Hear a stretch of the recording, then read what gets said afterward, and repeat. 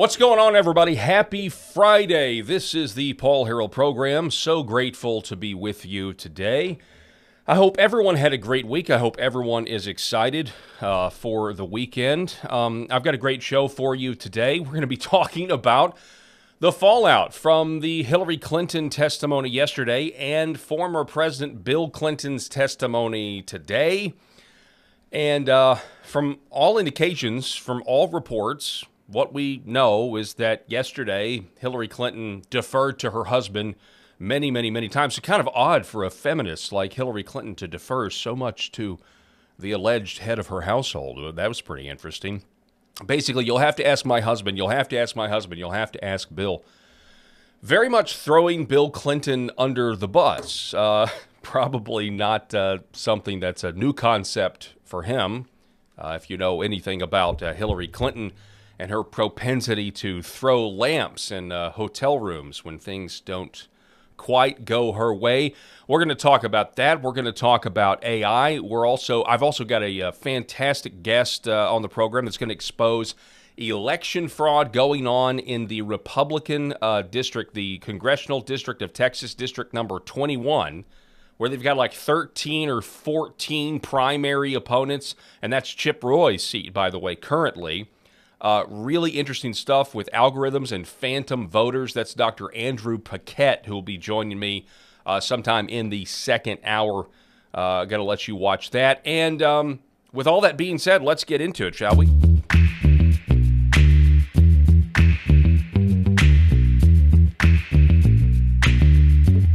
The Paul Harrell Program. All right, folks. Want to make sure that you like, share, subscribe to this video, whatever platform you're watching on. And also, day number 3 on LFA TV. Thank you so much for being with us. We really appreciate it. Hello, C. Michael says, hi, Paul. Well, hello. Happy Friday to everybody out there. Really appreciate it. Also, have been loving the chat, been loving the comments. Really encouraging how this audience at LFA TV has already kind of embraced the show. You're, really humbled by the compliments and everything else. So normally I am joined by my co-host Rob Spencer, and in the last couple days we've had seat number 3 occupied by Eric Haynes. Well, I'm flying solo today. I hate to disappoint. Please don't turn the channel. You're stuck with me for the next 2 hours. We're going to do the best we can. I'm going to do the best I can. Which honestly, this is how I used to do all of my shows, was just all by myself. So but it may not, who knows? There may not be as much, well, there isn't. There's just not going to be as much banter. So I'll be checking in with the comments as much as I can. Also want to give you an update on my uncle. Yesterday I started the program asking you guys for prayer because my uncle, who I'm very close to, is in the hospital. Things are not going well. He is still not out of the woods, but I still want to ask you guys for prayer because, believe it or not, this morning things had improved. His condition had improved. Doctors are more optimistic. And so I want to thank you if you prayed for my family member, my uncle. God bless you. Thank you. And I would just ask, please continue. If he comes to mind, just remember, Paul Harrell's Uncle Dave is his name. And if you could just continue to pray for healing for him, I would really appreciate it. I really would, because I want more time. As I said yesterday, the Lord plans our births. He's sovereign over that, and he's appointed once for a man to die as well. He knows all of us. He knows when everybody is going to check out, both the sheep and the goats. He knows when we're checking out. And that is actually an encouraging thought. If you're in Christ, to die is actually to gain. But that still doesn't mean that grief isn't a thing. That still doesn't mean that it's not obviously terribly painful. And I've been praying for the Lord to give me some more time with my uncle. And so, anyway, I'm going to continue to do that. So thankful for everybody out there. Thankful for this great audience at LFA TV. Again, really humbled to be here. So let's get into it. Bill getting thrown under the bus. A lot of gaslighting that's gone on here. I mean, if we're really honest about this, between Hillary and Bill and, the WikiLeaks emails from 2015, 2016 to now, where, Bill Clinton wants us to believe he doesn't know anything. He wants us to believe the guy that Epstein has a painting of this guy. It was on the thumbnail. Has a painting of this guy in the blue dress, the infamous, blue dress, Monica Lewinsky dress. these people were obviously close, and we know this because we have photographic evidence of it. And now Bill Clinton is going to go, goes to testify, and he's essentially like, oh, I had no idea. I had no idea what he was doing. I didn't know. Come on, you really believe that? You don't believe it. I don't believe it. No one believes it. It's just incredible to me how they don't even care. You know what I mean? Like there's no real fear that any of these people, unless maybe you're overseas, that are tied up in this Epstein nonsense, this Epstein wickedness, this Epstein evil, human trafficking, sex trafficking. There's really, not going to be any accountability. So they got no problem with just lying to you. They got no problem with just gaslighting you and, what does Rob say? Peeing on your leg, urinating on your leg, and telling you that it's just raining. So anyway, let's get right into it, shall we? First up, the Gateway Pundit is reporting this headline: Comer, House Oversight Committee members say Hillary repeatedly deferred to her husband, screamed, and was unhinged during Epstein deposition. Now, that is another word for saying the common phrase, throwing your husband under the bus, throwing Bill Clinton under the bus. And who knows, maybe in this instance, he deserved it. But I mean, that's a catch-22 there. Because with the Epstein stuff, it's very likely Bill Clinton did commit crimes. With Hillary and her BleachBit servers and basically, her private servers and everything else, not to mention Benghazi or whatever. I mean, if you had to pick, that's actually a great question for the chat. If you had to pick and choose, you could only choose one, for Hillary Clinton to go to jail or for Bill Clinton to go to jail, which one would you pick? So sound off in the chat. But this is interesting. House Oversight Committee members on Friday said Hillary Clinton was totally out of control during her deposition. Actually, this was the fallout here. We've got the video for you. Let's take a listen to it. It's our understanding that you guys asked Secretary Clinton yesterday about photos of her husband in the Epstein files. What was her reaction when you showed various photos, for example, of her husband in the jacuzzi that we've seen? I'm going to let Miss Mace answer that. We're on TV. Okay, I'm not going to say anything. She didn't want to answer any questions about any of that and deferred most of those, if not all of those questions, to her husband, and he will be thoroughly asked about that today. What did he know? When did he know? What did he see? Because there are other people who've come forward publicly, like Kevin Spacey, who thought all of this was very strange and actually a very high risk for a president of the United States or former president.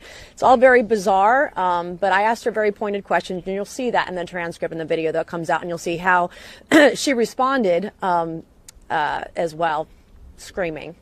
Ms. Mace, what do you mean that Hillary Clinton was screaming? She was unhinged, and I hope that President Clinton is less unhinged today than his wife was yesterday. You'll see it.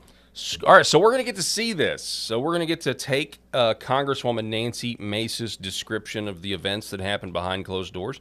It's going to be made public, and we're going to get to see. We're going to get to see, did she really scream? Did she really yell? What's funny about this is I've got a story about this. So a friend of mine, or an acquaintance of mine, once told the story of how he was in Little Rock, I think for some conference, Little Rock, Arkansas, the same time Hillary was there.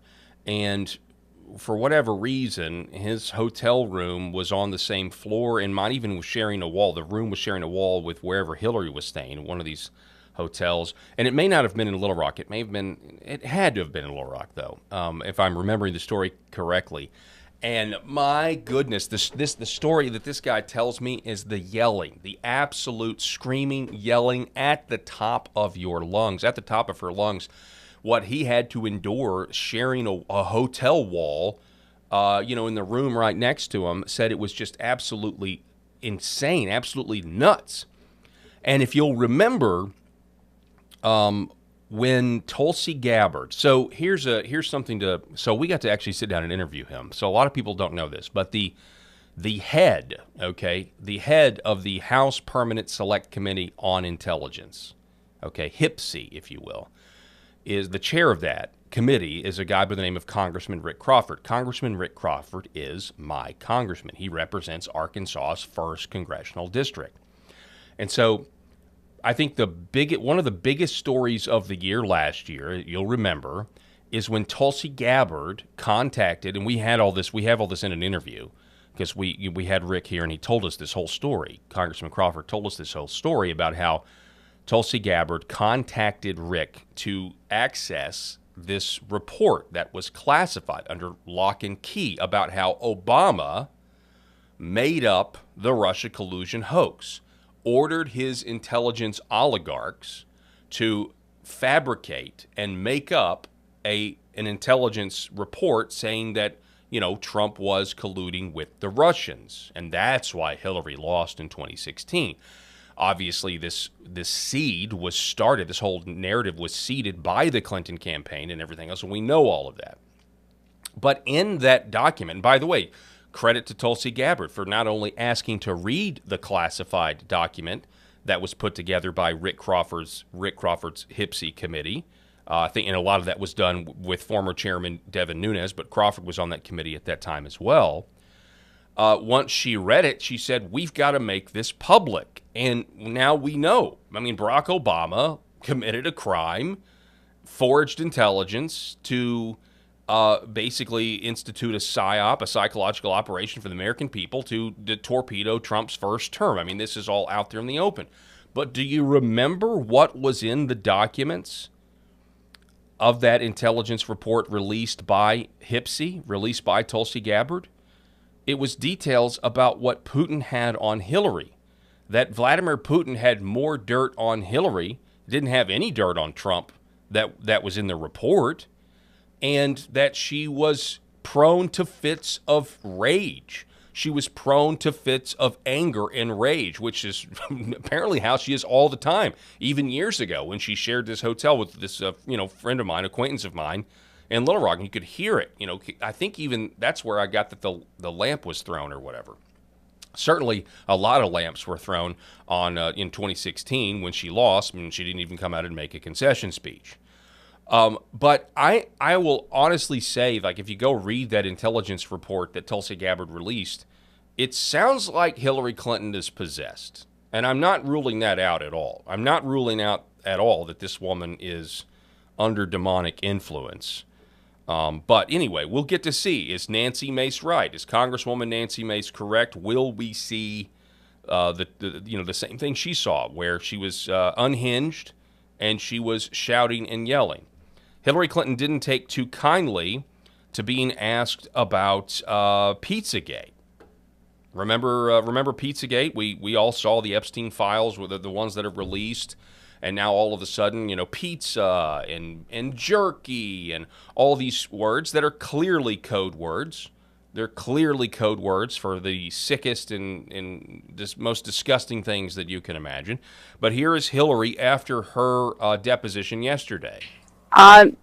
It then got, at the end, quite unusual because I started being asked about UFOs and a series of questions about Pizzagate, one of the most vile, bogus conspiracy theories that was propagated on the internet, that was serving as the basis of a member's questions to me.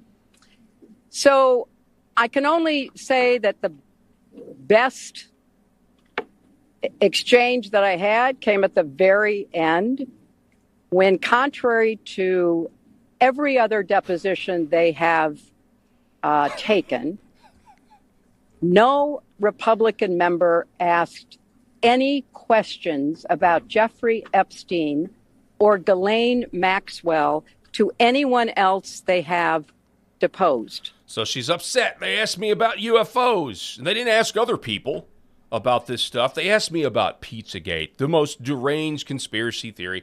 Now, this is just ridiculous. I don't know what she's going to say. I can't wait to watch the tape here. But the conspiracy theories were right, okay? I mean, they were right. And we all knew, anybody with a brain knew we were right back in the day. I mean, if you go look at James Alefantis, the owner of Comet Ping Pong, and I know everyone gets hung up on Comet Ping Pong, was that really real? Well, certainly James Alefantis' Instagram was disgusting and had children in compromising positions with their hands taped to the table and stuff. I mean, it was just disgusting. So, But when you see things like the code words with pizza and grape soda and everything, we're not stupid. I mean, the cat's out of the bag. And this is the thing. It's like the mainstream media is always the last, to get on board with this stuff and to actually, just like they told us we were all crazy during the COVID, the COVID psychological operation and everything. They hang on for dear life before they actually start to admit the truth. And honestly, in many cases, they rarely do. Okay, so chat. The question was, if you had to pick between Hillary or you had to pick between Bill Clinton, if you could only pick one, who do you send to jail?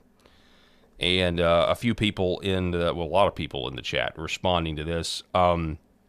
Let's see here. Cleese, Sully, Hillary. Most people Hillary. C. Michaels, Hillary. Old Hillary. Now we have Bobby Driver, who says lock them both up. Right, I get it. But the question was, if you could only pick one. And I don't see anybody in this chat that is saying if they could only pick one, they would pick Bill. I'm sorry, they would pick Bill. This one says both need to be treated as terrorists. Bill has been a rapist his whole life. We've got a clip that's circulating, that LFA TV put together about this, where Rob yesterday, our co-host Rob, was talking about how essentially Bill Clinton learned how to Epstein. If Epstein was a verb, Bill Clinton learned how to Epstein in Arkansas, in my home state, where I am broadcasting from right now. Both deserve to be put in prison, AV 1965 says. Let me see here. Anyway, it just keeps sounding off. A lot of people are mentioning the Benghazi situation. Yeah, right.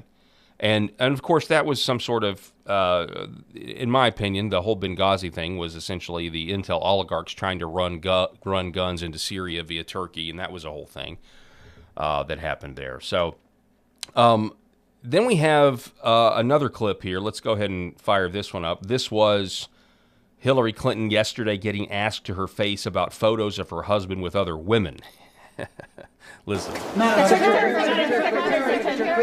spoke in your opening remarks about how heartbroken you have been for the Epstein survivors as these files have come out.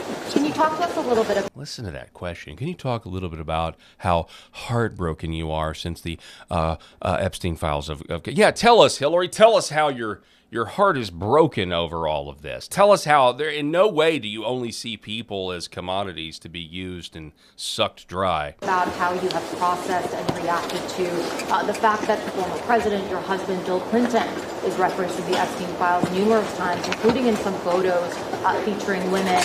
And how have you been personally preparing for the deposition that is coming tomorrow? Are you 100% confident that there isn't anything that the former president knows about Epstein's crimes? I am, and I think the chronology of the connection that he had with Epstein ended several years before anything about Epstein's criminal activities came to light, and that he was charged and sadly given a sweetheart deal, which, as I said in my statement, had that not happened, perhaps his predatory behavior could have been stopped earlier. We just didn't know. Just didn't know. I mean, it's just it's nonsense. We just didn't know. If only someone had told us. Everybody knew. Everybody knew. And you've got, and I know Mike Johnson retracted this, but I mean, it's whatever. Mike Johnson said it. The Speaker of the House said that Trump was an FBI informant. He said that. Then he said he walked it back or whatever, right? But it was like the worst kept secret on this very topic. It was like the worst kept. Everybody knew if you were in those spheres, those circles, you were in the elites, you were very, very wealthy. Everybody knew that was the case. I mean, and again, President Trump outed Jeffrey Epstein. I think is it the New Yorker? The New Yorker magazine, that was like in 2002. He gave a quote, President Trump gave a quote to the New Yorker magazine. Jeffrey Epstein likes him young. He likes him young. So, I mean, it was like the worst kept secret. The idea, I didn't know. And that's what Bill Clinton is now saying, and we'll get to that here in a minute. We played this one for you yesterday as the show was closed, because this press conference was breaking as we were ending the show yesterday. Can I ask, why was Owen Maxwell voted for? Why was Ghislaine Maxwell at your daughter Chelsea Clinton's wedding? My daughter Chelsea Clinton's wedding in 2010. She'd already been mentioned in a civil lawsuit by Virginia Giuffre before that. Jeffrey Epstein had already been convicted before that. She came as the plus one, the guest of someone who was invited. Thank you, everybody. Appreciate it. Thank you all. So this is ridiculous. Okay, the idea that this is the wedding of a former president of the United States. Okay, or the wedding of the daughter of the former president of the United States. The idea that, oh, that's just a plus one. The idea that that guest list wasn't vetted by Secret Service is laughable. It's gaslighting. I mean, it's the peak of gaslighting.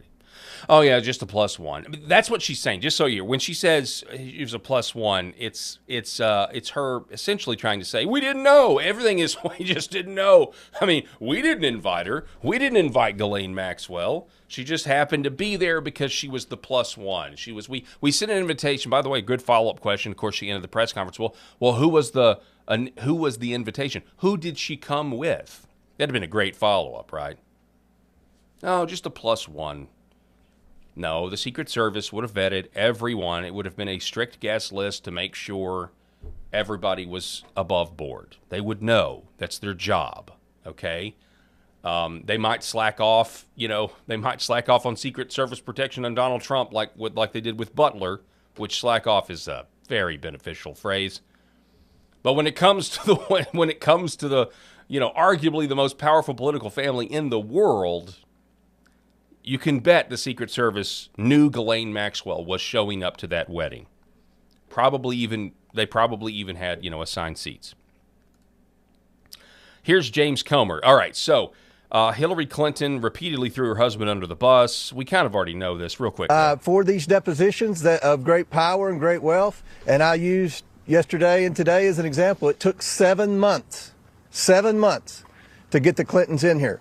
But we've got them in here. And we look forward to asking lots of questions that I think any curious media outlet in America would have. Yesterday, Ms. Clinton deferred a lot of questions to her husband today. There were at least a dozen times when she said, "You'll have to ask my husband that." So let me see here. R*77, who in the hell believes her? That's what I want to know. Okay.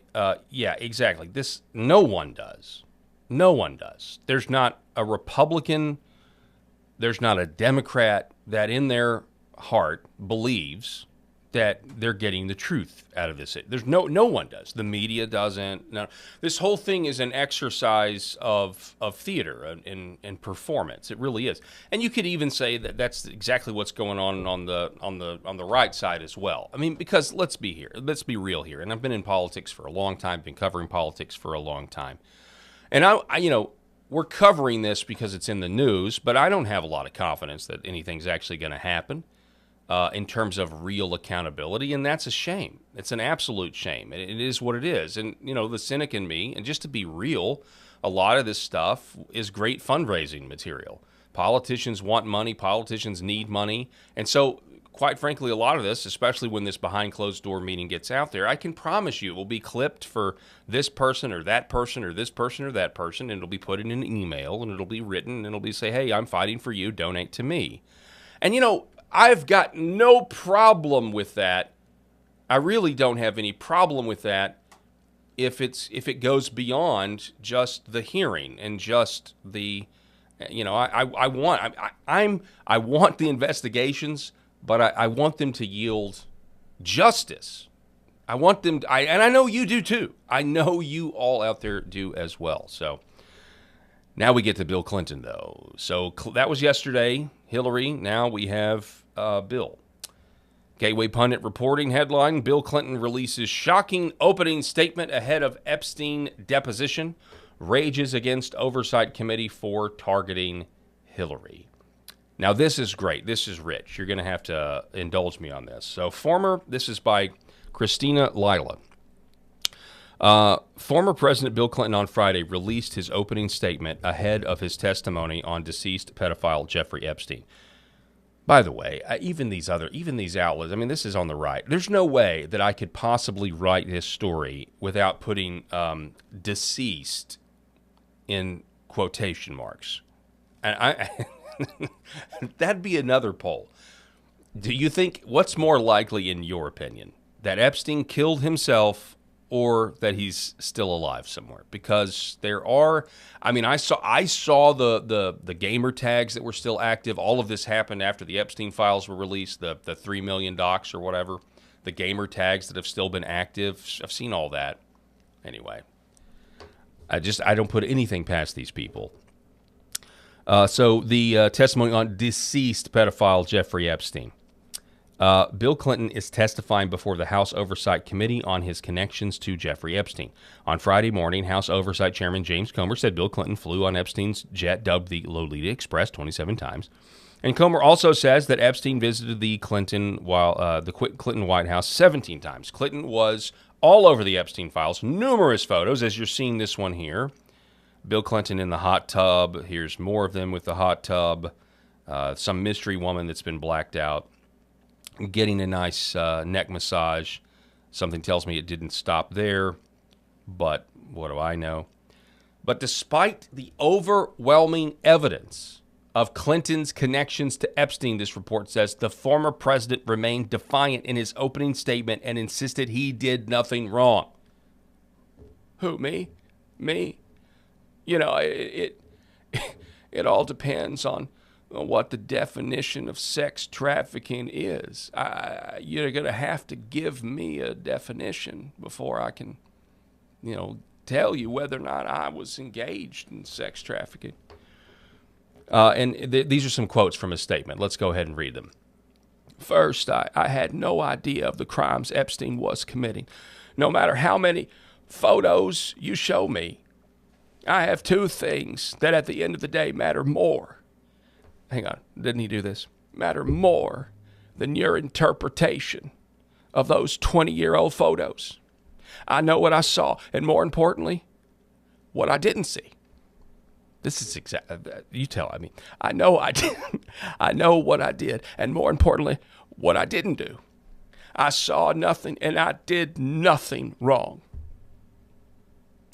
I don't think you heard me the first time. I did not have sexual relations with that woman, Miss Lewinsky. Then he goes on. This is, again, from his statement he released this morning. As someone who grew up in a home, got to pull on the emotional heartstrings. But nobody believes it. That's what's so funny. Listen to this. As someone who grew up in a home with domestic abuse, not only would I not have flown on his plane if I had any inkling of what he was doing, I would have turned him in myself and led the call of justice for his crimes, not sweetheart deals.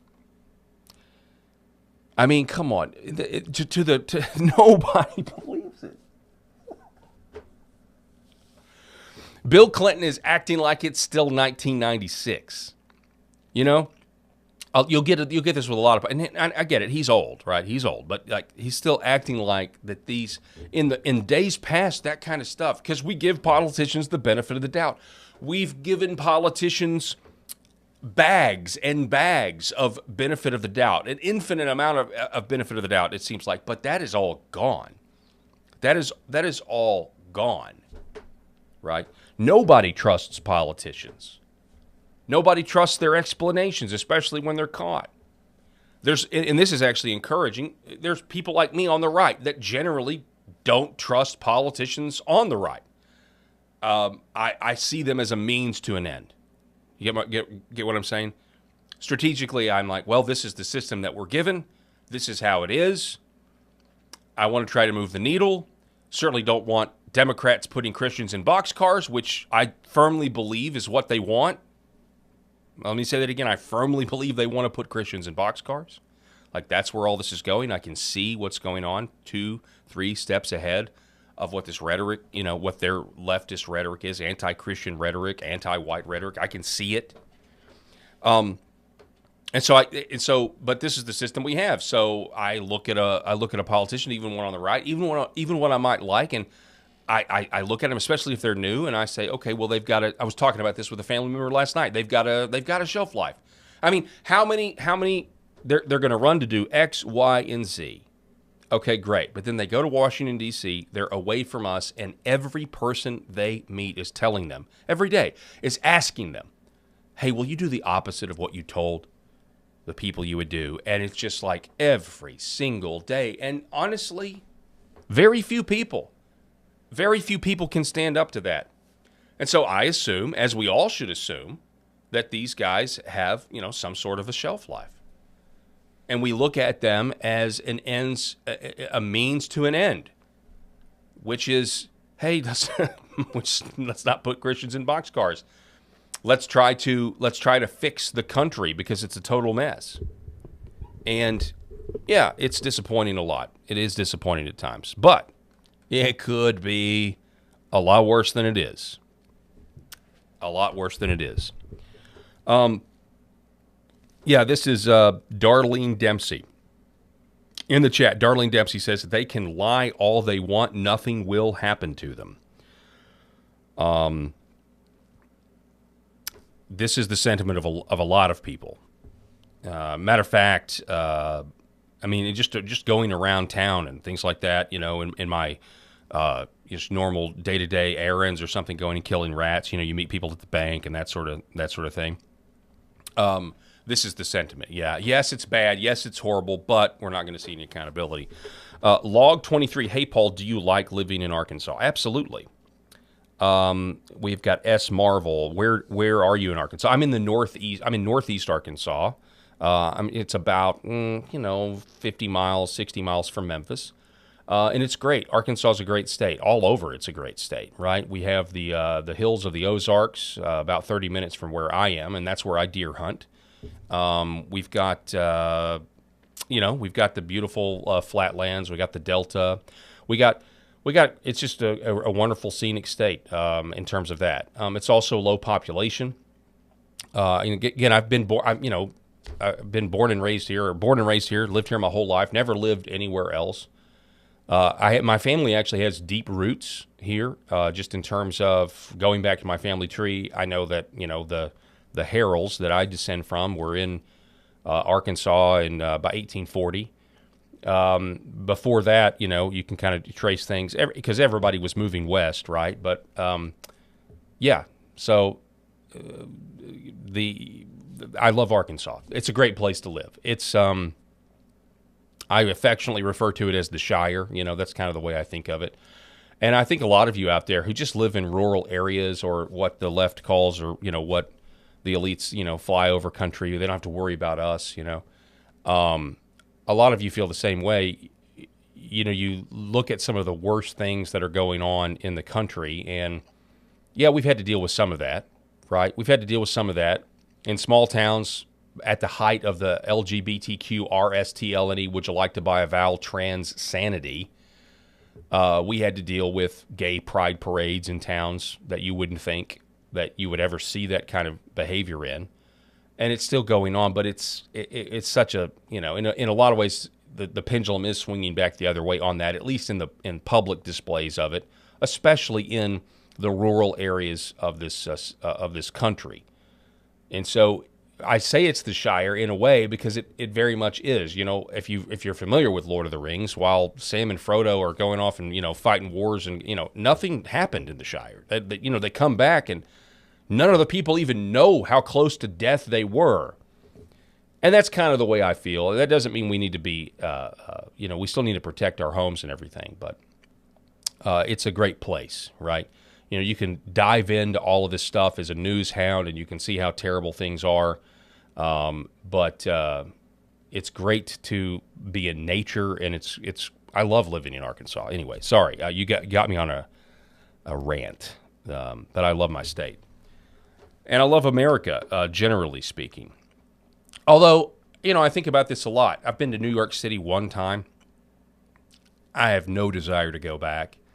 You know what I mean? I've been to Las Vegas one time. No real desire to go back. Like, I'm never taking I personally wouldn't ever want to go vacation in any of those places. But then if you look at what New York is now, you think, like, Okay, so in generally, like I love the United States of America, but then you look at these blue cities and we have absolutely nothing in common. Our values are completely different than theirs. And so the whole concept of United States of America is really not all that true when you put in these giant blue cities. And I don't know what the answer is to that. I will say one start would be forcing these cities to no longer become sanctuary cities would be a good start, in my opinion. Back to the Bill Clinton thing. This is the Chairman Comer's response. So Comer, after interviewing or after hearing President Clinton's deposition today, Comer came out to the microphone and said this. President Clinton said, that's for you to decide. And the president went on to say that the president, Trump, has never said anything to me to make me think he was involved, and he meant with Epstein. So I know there's a lot of curiosity about President Trump. I thought that was an interesting thing that President Clinton said. So I'll let the Democrats have the podium, and they can. All right, so Comer's saying he was asked point blank, Clinton was asked point blank about Trump's involvement, and he exonerated Trump. More from the chat. Paul, there's a lot of hiking to do in Las Vegas, Okay, all right. Well, I was only there for some conference or something, and just was there in the city. I mean, the terrain is beautiful. I went snow skiing one time in Park City, Utah. That was good. I know that's a different state, but anyway. The chat says, hang on, let me throw this up here. Oh, this is good. Calpurnia61 says, if you don't think Americans are stupid, just come to Washington State or go to a grocery store. What do you mean by that exactly? Are people still wearing masks? What exactly is going on? I talked to a friend of mine on the show. This was before our show was picked up on LFA TV. A friend of mine from the Portland area, and he's on the right, and he's single, and he's trying to date, and he says it's an absolute nightmare. An absolute nightmare, trying to find a woman that he's even just trying to treat them like human beings, like you would, like any of us would, trying to treat somebody, this is another person, they have dignity, they have a soul. But if they find out that he's got Fox News on the TV, they're breaking up with him. Like, that's how crazy the situation is right now. Next up, we have Luna. So here is Congresswoman Paulina Luna, after the Bill Clinton deposition. This is what she said. That Jeffrey Epstein was running an intelligence gathering operation. In my professional opinion, I do believe it was a honeypot operation. And I do believe that there's a list of individuals who did engage in trafficking, were given these plea deals, and I'm going to name those individuals right now. The first one would be Leslie Groff. The second one, Sarah Kellen. The third one, Nadia Markova. And the fourth one, Adriana Ross. All of these women engaged in the trafficking of minors as adults. They were working and complicit with Jeffrey Epstein's operation. And in my opinion, they are not to be given victim status because they did partake in harming young girls. I remember seeing in some of the files, some of these girls were, as young as 10, 11 years old and older. And so obviously we have a lot of work to do, but I did want to come and give an update and Okay, so that's interesting. According to Congresswoman Paulina Luna, she is saying that there are 4 co-conspirators who are being classified as victims, but she says that they're not and they need to be subpoenaed. Now, one of the ways this happens, from what I understand it, is if you got Epstein and Ghislaine Maxwell recruiting, they're victims, okay, in terms of they're young girls, but they get groomed and they come to love their abuser, but then they turn 18 and now they're of legal age, and now they are a part of the sex trafficking, and they are then actively sex trafficking younger victims, doing what was done to them to other people. And Paulina Luna says you're no longer a victim at that point. You're now participating in this, and we want to get to the bottom of it. By the way, in the chat here. Calpurnia61 says, dude, yes, still have pathetic people wearing masks here. Okay, so in Washington State, they're still wearing masks when they go to the grocery store. Got it. That's what I thought. That's exactly what I thought. Next up, let's go here. All right. So are we, this is the whole thing with the Clinton thing, right? Like, come on. You and Epstein were like this. We all know it. It's insane to pretend otherwise, but the gaslighting continues. And you got to wonder, like, how much blackmail, how many more of the Epstein files are there really? So they did the meme, the Ben Affleck meme. I thought this was pretty great. The Ben Affleck meme where he's out smoking a cigarette like, oh, I'm married to Jennifer Lopez. And so this is where AI is pretty good. Let's see. Next up we have Hillary. Okay. So here is Hillary from yesterday. So this is kind of old, but this is kind of going to go into the Lauren Boebert leak yesterday that had them. It basically allowed Hillary Clinton, didn't work. It allowed Hillary Clinton to claim she's a victim. We had a bit of a challenge in the beginning because we had agreed upon rules based on the fact it was going to be a closed hearing at their demand. And one of the members violated that rule, which was very upsetting because it suggested that they might violate other of our agreements. So we had to cease the hearing for a period of time until we could get assurances that no rules would be broken going forward. And we returned to answer questions repetitively, literally over and over again. I don't know how many times I had to say I did not know Jeffrey Epstein. I never went to his island. I never went to his homes. I never went to his offices. So it's on the record numerous times. We had... R-Star77 writes, she's a victim of her own witchcraft. All right, so that kind of goes into Boebert. So Boebert gets asked, hey, why'd you do that? Representative Boebert, can you talk to us about why you sent that picture? I just returned to my hotel room and installed a BleachBit software and took a camera to my iPad. So I guess in regards to the photos, I do not recall. You don't remember representing the picture of Clinton? Who's the kid? All right, so the press there, Boebert's essentially saying, look, you know, don't act morally superior when we're talking about Hillary Clinton, who should be in jail for bleach bidding her servers. Did you wipe your servers? What? Remember when she said that? Did you wipe your servers? What, like with a cloth? What are you talking about? Oh, my goodness. That woman was almost president of the United States. So, I mean, we're to the point where the emperor has no clothes, right? Everybody knows it in terms of the deep state, in terms of what this country has been through over the last 6 years, all of it. And they know that we know, and they don't care in a lot of ways. Oh, but the Norm Macdonald situation.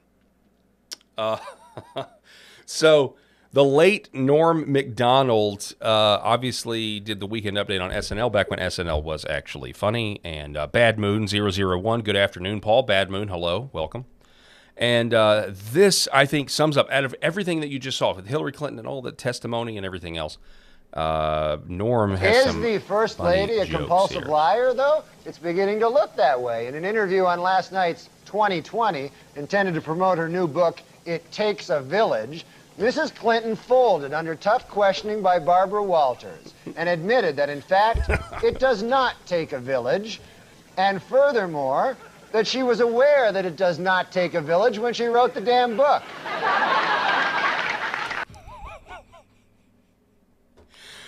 It's pretty good. The end of it, though, is pretty good. Watch this. Hang on. Sir Edmund Hillary. Or on the lying section. She's a dirty liar. For years, Hillary Rodham Clinton has told people that she was named for the first man to climb Mount Everest, Sir Edmund Hillary. But as Esquire magazine recently pointed out, Sir Edmund did not climb Mount Everest until 1953, 6 years after Hillary was born. However, the First Lady does have a good explanation for the discrepancy. She loves to lie.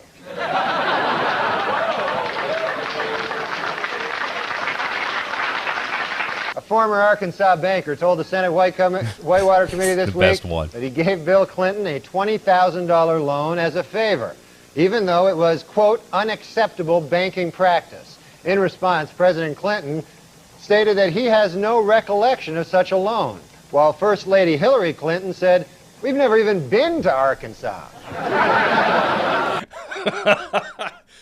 It's like the first thing I watched this morning when I got up was this Norm Macdonald clip. It popped up into my feed, and I just said, "Wow, that's great. We've never even been to Arkansas." And this is exactly how these people operate. Exactly how they operate. All jokes aside, though, we've got to address the elephant in the room. I mean, there's some sick stuff going on. Okay, so Tim Burchett, the congressman from Tennessee, actually has now come out, and this morning he posted this video to his socials. Listen. Hey everybody, Tim Burchett. I woke up this morning thinking about some stuff, and some of this stuff kind of makes me angry. You know, I hear people saying, no, they're trafficking.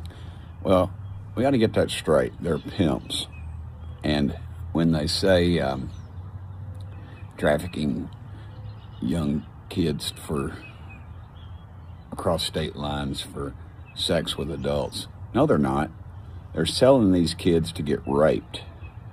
I think we try to sanitize stuff. You know, in Hollywood, you know, shows the pimp and dressed in the fine clothes and the nice car and, you know, talking tough and all that. And that's all these people are. They're awful, awful, demonic people. And they deserve to burn in hell. And people say, oh, Burchett, you don't want to hang those people. The hell I don't. Bring them out to the farm. We'll take care of them. And I am not kidding you. We've got to start taking this stuff serious in this country, folks. And, you know, the way the left and I guess we all are guilty of it. We try to sanitize it so it doesn't affect our psyche or our conscience. But this stuff's going on right now. It's going on in your community. It's going on in my community. We need to pay attention, and we need to start enforcing our dadgum laws and quit electing these gutless wimps and putting these judges in that let these people walk, and quit with all the being able to get out of these things, and they get probation and all this other stuff. All they're going to do is offend again. And the people that are buying these kids to rape are just as guilty or worse than the others. End them all. That's what we've got to do. There's nothing redeemable about these people. Anyway, folks, pray for our country. Pray for all those little kids out there that are lost in this horrible system. We lost over 300,000 during the Biden administration. Thank God for President Trump and Homan. They found, I think, 145,000 of them so far. And that's not in the press. Should be. Shame on the media. Anyway, pray for our country. Thank y'all for sending me here. Public executions. Maybe somebody out there knows. I actually should know. I mean, why exactly? Was it a gradual thing? Did we gradually get rid of public executions? And yes, Tim Burchett is exactly right. We should pray for our country. We should pray that the Lord would be merciful to us and the Lord would save us.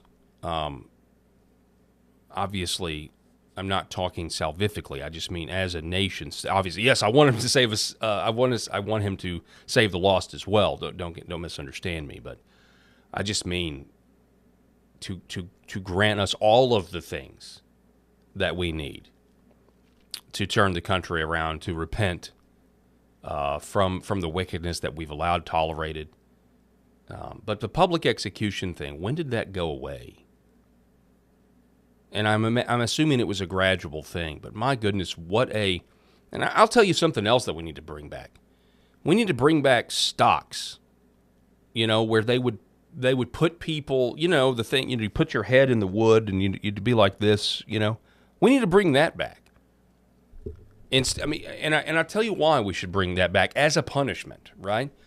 First of all, I think it would be way cheaper to do that for a couple of hours as your punishment than have to, feed you 3 square meals a day while you're locked up in county for, some repeat offense, whether it's like drunk driving or whatever the offense is. But you know what I mean. Secondly, it would actually utilize shame again. Can you imagine in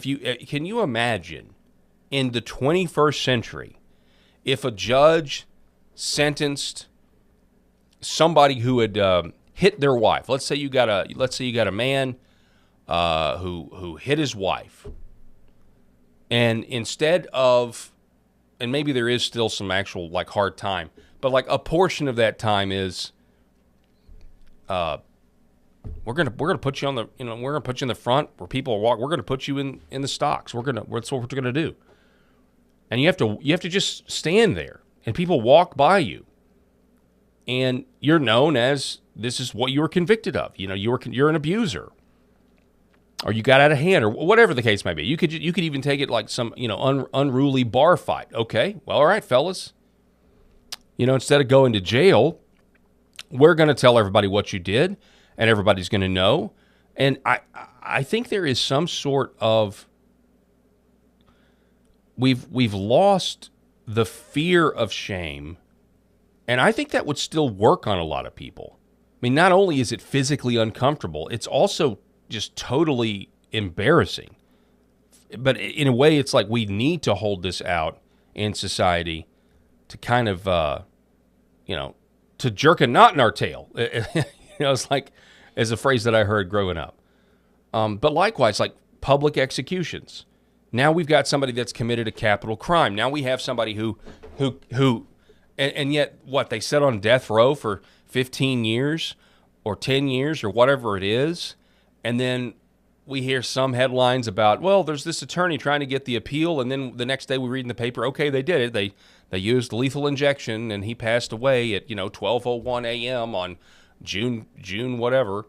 And that's it. That's all we see. But if it was public, and I honestly, I'd be fine. Like, I think the lethal injection stuff is us just trying to sugarcoat what it is that the state has the authority from God to do, and that is administer the sword to be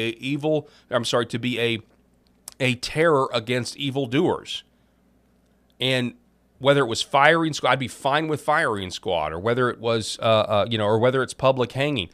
The electric chair was probably the thing that kind of started it. That we need to, that's going to end the whole execution thing. They were just trying to make it more efficient, but they just ended up cooking people to death and torturing them. And I'm not necessarily for torture, right? I mean, you're going before the throne of God, right? So you're either found in Christ or you're not.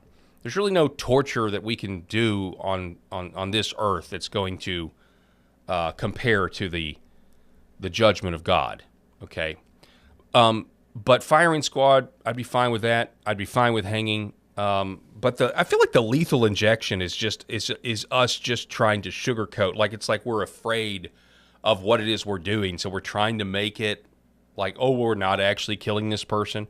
There does have to be no, this is what we're doing, and I think a public execution would go a long way for people to see, okay, this is what happens if I refuse all of these second, third, fourth, fifth, sixth chances that I've been given by this judge, or even my parents, by the way, even your own parents. Just something to think about. But I agree with Tim Burchett there. I really do. And on that, Tim Burchett is reminding us that human trafficking is still there. He's giving President Trump credit. He's giving Tom Homan credit for finding the missing kids that the media just acts like Biden wasn't responsible for, or his administration wasn't responsible for. Catherine Herridge has just released an interview where the person that she's interviewing says that 17% of children nationwide are the victim of sexual abuse in our public school system. at the hands of public school employees. This is from Wall Street Mav. California public schools are trying to hide the data, claiming the data is only available through the Public Records Act. Teachers' unions are fighting. Let me throw this up here. Teachers' unions are fighting reporting.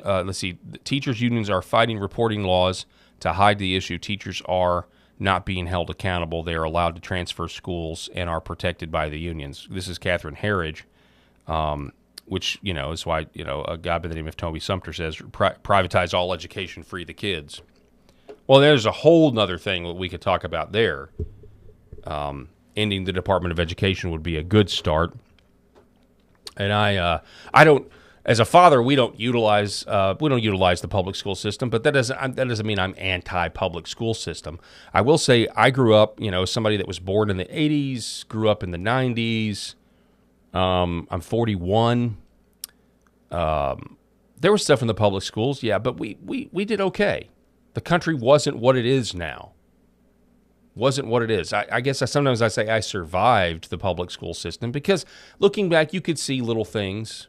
You could see the cracks starting to form, but it just got out of control. It just got totally out of control.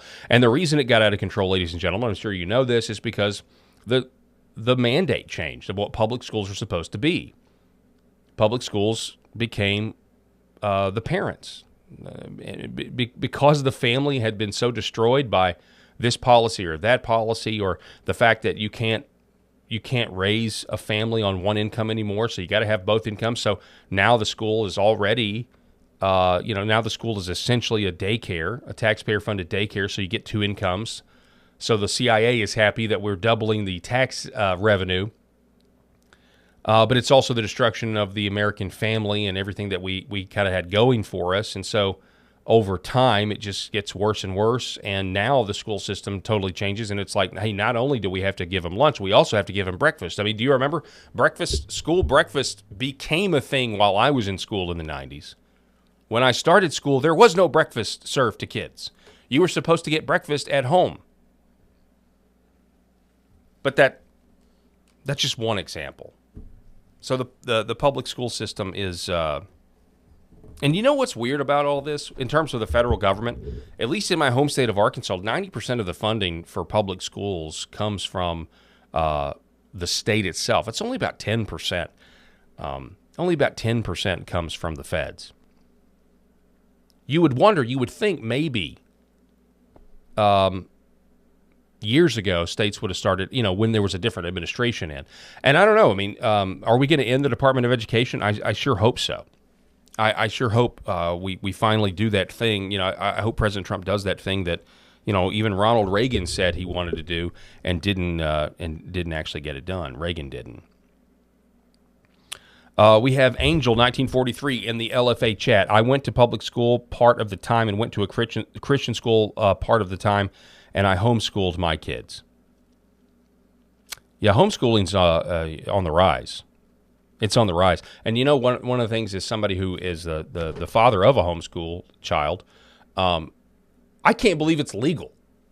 And I just in terms of the amount of freedom that you have, it's pretty crazy. But that just shows you how institutionalized I am. In a lot of ways, I think we've made teaching kids like reading, writing, arithmetic pretty easy stuff, should be pretty basic stuff. We've kind of made it some sort of weird idol. Do you agree with that? It just seems like we've made it into something. And of course, all of the people that are making money off of this, continuing education. Oh, they want this most important thing that we can do in society. Because teachers have to get continuing education hours. And so the state pays these third parties to come and give the classes, and that's a boondoggle. And then you have the discrepancy. Like teachers have to get more continuing education hours to stay certified than doctors do, than physicians do in a lot of states. That doesn't make any sense. We've made it into something that it was never intended to be. And the experiment The results are pretty much self-evident at this point. And then COVID comes along, and with COVID, a lot of parents realized, wow, these online classes are terrible. Wow, the curriculum that I am listening to as my child is sitting in front of a computer for the online classes, because school has to be shut down for a virus with a 99% survival rate, are woke and full of diversity, equity, inclusion, and also there's a lot of time that's wasted. Yeah, you don't get any of that with homeschool. You can do your work in 2-3 hours a day, and you can go on and learn some other skill that hopefully you can market when you're 18 and maybe go start your own business, or maybe use it to make connections to where you eventually, can get your own job.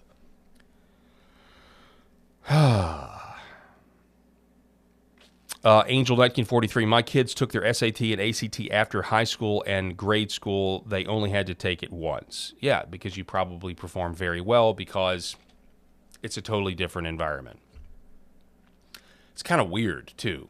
I'm sorry, I'm going to get off this soapbox here in just a minute, but it is kind of weird. Like, a lot of people have said that public schools have become, they're just there to institutionalize kids. And get them ready for, like, the corporate labor colony that they'll go work for, or prison. Like, which one is it? We're going to take a break. When we come back, we're going to sit down with Dr. Andrew Paquette. There's huge election fraud that has been discovered, ladies and gentlemen, in Texas's 21st congressional Republican primary. And Dr. Andrew Paquette has the details. It's very mathematical and it is complex. But me and Dr. Paquette are going to do our best to explain it to you when we come back. Don't go anywhere. This is the Paul Harrell Program. We are live on LFA TV as well as other platforms. Really appreciate it. Back here in about a minute and a half. I'm Brian Norris, retired Army First Sergeant, husband to Kelly, father of 3 amazing girls, and a lifelong Arkansan who puts faith, family, and fair elections first. When Independence County demanded real election transparency, I led the charge, petitioning voters and winning at the Arkansas Supreme Court. Now, Little Rock bureaucrats are punishing counties like Searcy for putting voters first. That's not real conservatism. It's big government overreach in disguise. That's why Trump allies like General Michael Flynn, Mike Lindell, Justice Michael Gableman, Colonel Conrad Reynolds, Senator Wendy Rogers, and Senator Mark Fincham back me. Together, we'll secure Arkansas's elections and inspire the nation. As Secretary of State, I'll implement President Trump's executive order, verify citizenship, replace hackable voting computers, and build trust with verifiable paper ballots. I'll cut red tape for businesses, harness our natural gas and lithium boom, and attract tech jobs to grow Arkansas strong. This is our fight, our future. Join us. Paid for by Norris for Arkansas. Welcome back, ladies and gentlemen. Thanks so much for being with us as always. So last night, I had an article sent to me by a friend of the program, Dr. Andrew Paquette. I've done a couple of interviews with him about election security and algorithms. This man is, I think, a genius. He may be too humble to admit something like that, but he's incredibly intelligent, and he has a way about him of going into the voter rolls and finding algorithms. And essentially, it's a huge piece that has exposed how our elections are not secure, and rigging elections is possible. It's not just the mail-in ballots. It's not even just the voting machines. It also has something to do with the algorithms within the voting rolls themselves. It's fascinating stuff. Well, the latest article over on his Substack, which I would encourage all of you to go and subscribe. It's called the Zark Files, ZARKFILES.substack.com. Headline, Ghosts of the Alamo, Busted in Texas. Okay? So he writes, last Friday I received an urgent email from fellow researcher Dr. Walter Daughtery of Texas A&M University. He had a file containing poll pad check-in records for Texas's Republican 21st Congressional District primary. Now, this immediately piqued my interest because I think a lot of the election rigging that's gone on is not just between Republicans and Democrats. I think it's also in the primaries. Specifically, the one I'm interested in is the Republican primary, because that's where we can really have it out about, do the people want a more conservative candidate, a more America First candidate, or do they want rhino establishment? He wrote, please take a look at the attached files and see what you think. I haven't been able to stop looking for 5 days, Dr. Paquette writes. A couple of days ago, I had 2 hours of sleep over 48 hours because the files Dr. Daugherty sent, in my opinion, they are nothing less than proof of ongoing fraud captured in the middle of an election. Again, specifically Texas's Republican 21st District primary. 21st Congressional District primary. So I reached out to Dr. Paquette, and he said he wanted to come on the program. Andrew, welcome back, sir. How are you? I'm fine, thank you, although I'm a little bit tired from looking at this. In fact, when you showed up with your message that you were available now, I was in the middle of writing my third update to this article because I realized there were a couple of other nagging questions I had to answer, which I've since done. So, this thing that Dr. Daugherty sent me was just phenomenal, because this is something that could not have happened before the election started. Not only that, it couldn't have happened until after the votes had been cast for the day in question. Because what he sent me was the check-in file that is generated on a poll pad when voters come in to cast their votes, right? So this is not in the voter rolls, which is what all my other research is about. This is the check-in list generated on a poll pad. So when you go into a polling station in order to vote, they have to check you in, right? So they say, who are you? Where do you live? Generally, I don't know how different it is in other states, but in New York, where I live, you have to confirm your name and address. Of course, somebody else who knew my name and address would be able to impersonate me really easily, because that's the extent of their checking. If you say that's what your name is, then they turn the screen around and show you your address and say, is that your address? Which is, in my opinion, kind of a stupid way to figure out who you are. But in any event, so they do that, and then they go ahead and they push a button, basically, that says you're there. And depending on how they do it, that can mean that they reach behind them and do a box full of ballots and they hand you a ballot. But if it's on one of these poll pads, I've heard that some of them anyway, when you push it, that's the authorization signal to the ballot printer to actually print a ballot for you. So check-in and getting a ballot are connected, whether it's because it actually prints a ballot for you or it gives them permission to give you a ballot. Either way, a name on the check-in list basically means that you were there physically present to vote and you received a ballot. Okay, that's how I understand it. And so Dr. Daugherty said, I think there's an algorithm in here, which is why he sent it to me, because I've found all these other algorithms. And he'd actually done part of the work already, because he'd seen some of the oddities about the numbers, which I'll go into in detail, but I want to give you a chance to ask me a question before I get there. But in any event, there was an algorithm in there that is really, really kind of amazing, because basically it created 4,110 fraudulent identities for temporary use. My belief is so that they could be used to generate ballots. And that's 4,110 for 1 day's voting in early voting in this particular county out of 4,845. So we're talking 80% of the check-in records for that day were fraudulent. But a few days later, after Weston Martinez, the candidate who arranged to get this to Dr. Daugherty and me, announced what Dr. Daugherty had found, they cleaned up the file, and now you can't see these fraudulent records. They're gone at this point. Wait a second. So you're saying that the evidence has now been corrected or covered up? What do you think? I'll tell you what I think, and I'm just going to say right now, this is my hypothesis, because without perfect access to the machines, I can't say more than this. My guess is that the algorithm I see is, first off, it's so carefully designed, there's no chance this is an accident of any kind. There's no chance it's a glitch. There's no chance it's a mistake. This thing was designed to do what it did.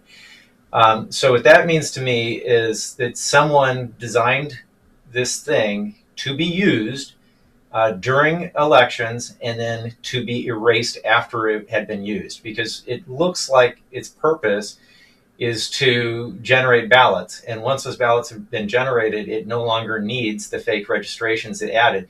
And that's another thing. These registrations appear to only exist on the poll book.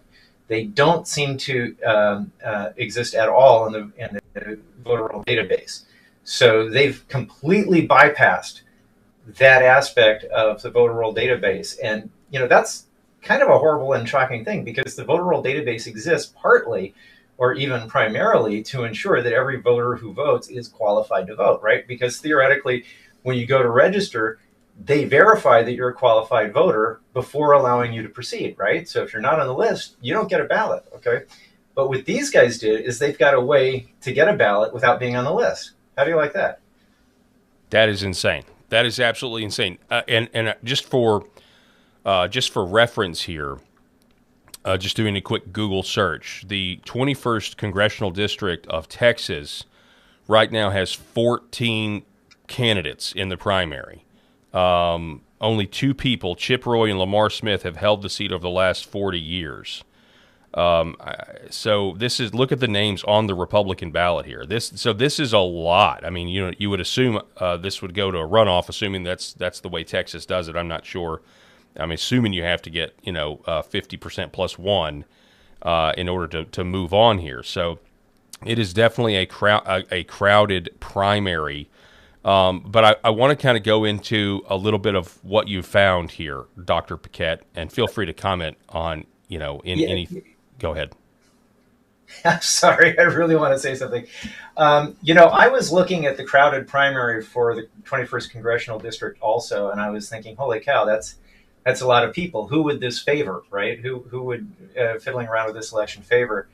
And I was talking with Weston Martinez about that on the phone. I think it was last night. He's one of the candidates, and he pointed out to me that although he's the guy who contacted me, through Dr. Doherty, he's not the only person who's on the ballot. And the real big ticket item on the ballot is Ken Paxton running for senator.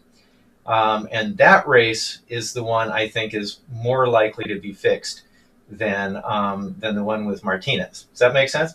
Yeah. So they've got to have. They want John Cornyn to win. They don't want Ken Paxton to win. And it's everything I've been saying about the potential. I just think it's pretty obvious that Washington D.C. Is run on blackmail a lot of times, and you never want the more conservative guy to win, because you're just going to make more work on yourself, because then you're going to have to go out and find dirty information on the more conservative candidate. I mean, the idea that the state of Texas is going to continue to send John Cornyn back over and over again when he does not represent an America First agenda is insane to me. That's just my political opinion about it. And Ken Paxton seems to at least, be better at giving that type of stuff a shot, common sense stuff.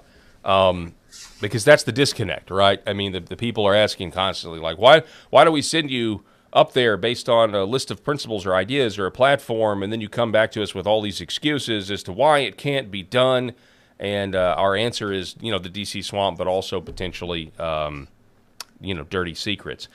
Here's what you said, though, because I find this interesting. You say, in one of the attachments, Dr. Daugherty pointed out that in precinct 3075, there were clones with a twist. Their house numbers were incremented. For instance, John Doe at 1 Lark Lane, 2 Lark Lane, 3 Lark Lane, etc. In addition, the ID numbers had fractions. For instance, you say, 125868084289178 instead of 1066724840.0000. And on top of that, for someone who had 5 or 6 clones, the gap between them, except the first, was the same. Now, this is all very technical for the audience, because as I read it, it's technical for you. Those of your readers that are habitual over at your Substack, they probably kind of get what it is that you're saying. But here's another piece of evidence, I think, later in the piece that I think is a little bit easier to understand. And it has to do with the 4,110 records are not random noise. When sorted out by state ID and the gap between consecutive records is calculated, the gap is the same value of 22,084.82189 for every single pair in the sequence. Every single pair in the sequence. The total span between the first and last record in the sequence divided by that gap yields exactly 4,109.000, a perfect integer. Now, I'm not a math person. I was never good with math, never could really understand the associative and distributive properties of math as a language. A perfect integer with no remainder. But I can understand that. I can understand that this is mathematical proof that the records were deliberately constructed. A random or corrupted sequence cannot produce this result. Only purpose-written software can, if it's yielding exactly that result. So, can you put it into layman's terms for us? I think I can. As I was listening to you talk, I was kind of wanting to jump in and do exactly that. Okay. Now, to do this, what I'd like to do is I want to walk you through what is my hypothesis, and the hypothesis is based on the data. But this will involve real people and less numbers, so that might make it a little bit easier for the audience. So keep in mind that the original file I have has this group of 4,110 fraudulent entries. And then a few days later, I got the updated list where all those people are gone. Okay. And now it's a full list. Now, the important thing to note is in the list with the fraudulent entries, all of them have a last name that starts with A, B, or C. And the other thing to know about that list is that the non-fraudulent IDs in that list are the names that were used to generate the fake ones. Okay, so it's like if you and I were on the list, then each of us would have 5 or 6 copies in the list also. Okay, so what that means is that there are no unique names in that grouping for February 18th, but the list stops at the letter C. Importantly, it stops midway through the C's. So now when I get the updated list, it goes all the way from A to Z. Okay, and this is important because when I was first looking at the list, I was thinking we had 4,000 people voted on the previous day, the 17th, and we got 4,800 on the second day, but 4,000 of those are fake. So what happened to the real people who voted on that day? That was the question that was running through my mind, right? Because you don't just go from 4,000 real people voting to 735 real people voting. That just didn't make any sense. There's no reason for that. The building didn't burn down, and aliens didn't land from Mars and stuff like that. So I was wondering what happened to them. And when I got the updated list, I think I figured it out. So this is what I think happened. You had a group of 4,835 people or so walked in to vote. These are all real people on the 18th. Their names and their ID numbers all got logged in with the check-in system exactly the way it's supposed to go. Okay, and then at the end of the day, everyone basically left the building except for somebody who ran the algorithm. Okay, so at that point, that person has the full list of names, and that list of names is absolutely necessary to run the algorithm. Okay, because it derives all of its math from this list. Okay, so the first thing it does is it sorts all the names alphabetically by last name. Okay, and then the algorithm has determined, and this is a set number that was determined before it even knows how many people are going to show up. Okay, that 735 names are needed as the seed value to create all the rest of the names. Okay, so it just goes ahead and takes the first 735 names, and that's why it doesn't use all the C's, but it does use all the A's and B's. Okay, so it just starts at the top of the list, and then okay, that does make sense. I get that. I get it. Yeah. Okay, continue. Sorry. Okay. So it stops at 735. And then what it has to do is it has to generate fake ID numbers for the remaining 4,110. So how does it do that, right? So what it does is it looks at the alphabetized list and it takes the first entry, okay, and it uses that as its base value for the fake numbers. And then it goes ahead and it takes record number 435 and uses that as the base end value. Okay, now the reason it's taking 435 instead of 735 is because of a mathematical property of the algorithm that requires the numbers be split into 300 groups of 5 and 435 groups of 6. Okay, I don't want to go into the details of that because that will lose your listeners. Okay, but that's a constraint that has to be met. Okay, so that's why it's number 435. So it takes those two names, and then what it does is it goes into what's called the number space. So like for instance, if you have numbers 1 through 100 million available, that's your number space. Okay, so in Texas they use numbers that go into the billions, so they've got a lot of empty space in there. Okay, just like Texas, I guess. And but there's a big chunk of number space territory that's empty in between sections that are being used. So what they do is they make all the fake IDs in that empty area, okay, where they know they're not going to interfere with any real numbers. So they take the first and the last one as the base, and I'm not going to go into how they arrive at what the first value is. And then what they do is they calculate the difference between those two numbers, okay? So now they know how big the space is that they're going to use. And they know they need 4,110 numbers, right? So what they do is they divide that space by 4,109. The reason is because a gap, it starts with one number and the second number. So the second subtracted from the first, right? Or the first subtracted from the second. And then after that, it's just 1 plus 1 plus 1. So they divide that space by 4,109. This is just like parceling out land. You've got, 4,109 acres. You want everybody to have a 1 acre plot, but because of the shape of the terrain, it's not going to be exactly an acre. So you have to calculate what its size is going to be. So that's what they did. And then they went ahead and they assigned those numbers to everyone. And this is why they were spaced evenly. But the thing is, the number doesn't divide evenly. So that's why you wind up with all these fractions. Okay. Or to put it another way, yeah, that's right. Yeah. So the each of the gap values is a fraction, but they add up to a whole number. And that's what I'm saying, where you have the 4,109 without a remainder.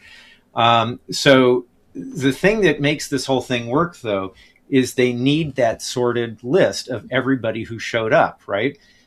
Because those two values that they used as the start and the end point, they would have been different numbers unless they had the whole list, right? If it was the list as of 4:30 in the afternoon versus 3:30 or 2:30 or 1 or 10 o'clock in the morning, they would be different people with different ID numbers. So they had to have the list of everybody. Oh, also, the 453rd or 35th record wouldn't be the person that it is, and they wouldn't have stopped halfway through the C's unless they had the full alphabetized list. So this algorithm had to have run after close of business, and it had to have been, which basically means in the dark of night. That's how I look at this. Okay, it might actually be daylight in Texas this time of year, but the thing is that it had to run, and what does it do? It tells the system that these people checked in, but there are no corresponding people, and it also gives them ballots. So to be clear,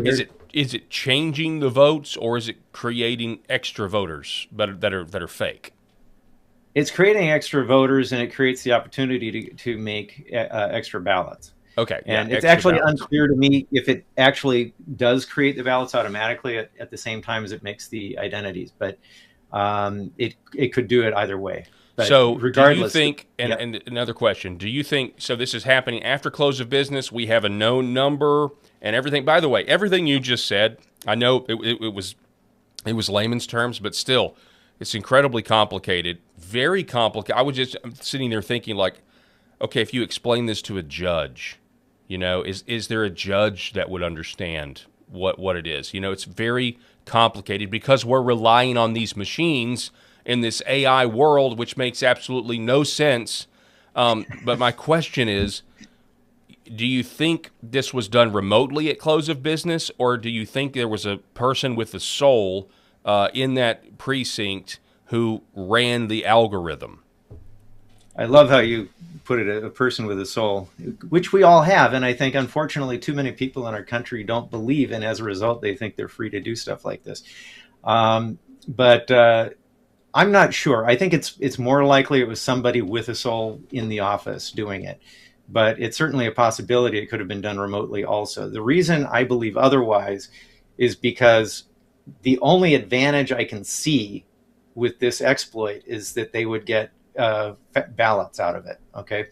And ballots are physical objects. So if it was someone doing it remotely, depending on where they're located, I don't see them getting any paper ballots out of this that would do them any good. It seems to me that the only way this would make any sense is if they were able to put their hands on ballots in a place where they could be counted, which would be the polling station where the poll pads are located.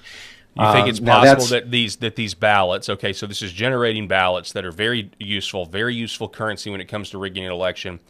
So do you think maybe that it's kind of some sort of ballot savings account, wait till election day, and then these ballots are going to show up maybe on election day if they need it? Because it's all about. Go ahead.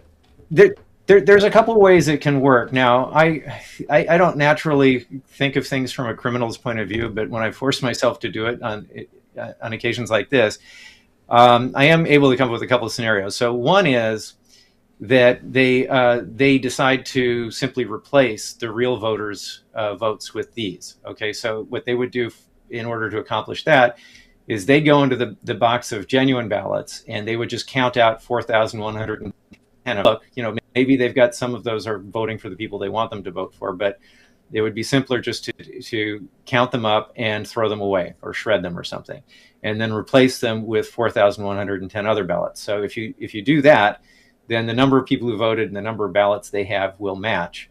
But the ballots in there, they'll know are for the person they want. Okay. So that's one way to do it. And it's probably the easiest way to do it. The problem is that the ballots would look uniform unless they filled them out by hand. And so that's something they'd have to watch out for. But that's one way.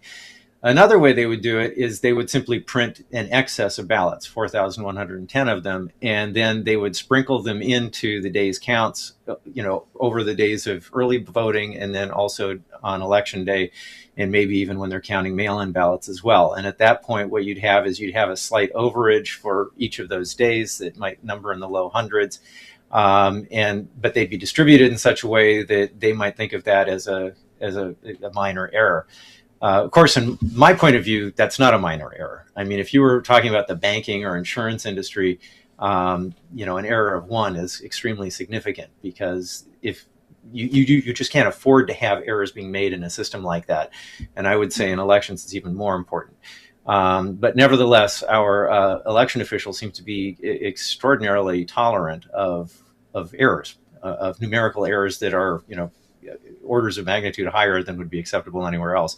In any event, those are the two ways I can think of. But maybe I lack the creativity to think of what they're actually doing. So it could be something else. But that's what comes to my mind. All right. So accountability, you were sent this by Mr. Daughtery. Obviously, there's at least one candidate who's aware of this funny business. It doesn't make sense.